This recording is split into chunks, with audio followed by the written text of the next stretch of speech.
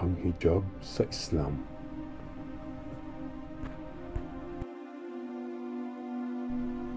Sabihin sa mga naniniwalang lalaki na kanilang ibaba ang kanilang mga paningin sa mga bawal na bagay at pangalagaan ang kanilang mga masiselang bahagi ng katawan upang hindi makagawa ng kahalayan.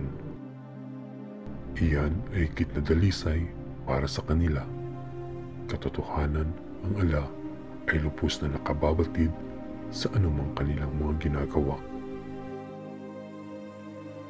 Ang responsibilidad ay unang ibinigay sa mga kalalakihan na ibaba ang tingin sa mga bagay na makapagbibigay sa kanila ng kamalian sa kanilang pag-iisip bilang lalaki.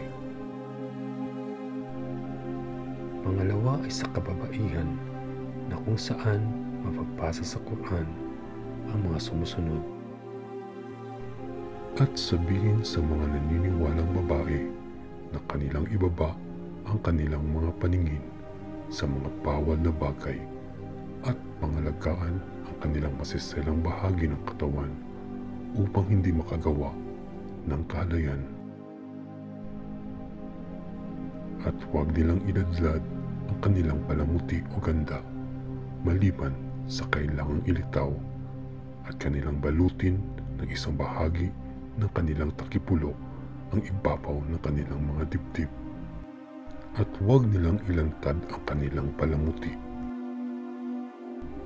Sa makatuwid, pareho ang lalaki at babae na dapat maging marangal sa pananamit at sa pag-uugali.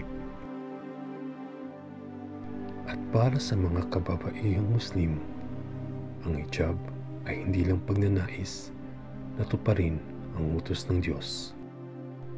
Hindi lang upang ipahayag ang kanyang pananampalataya.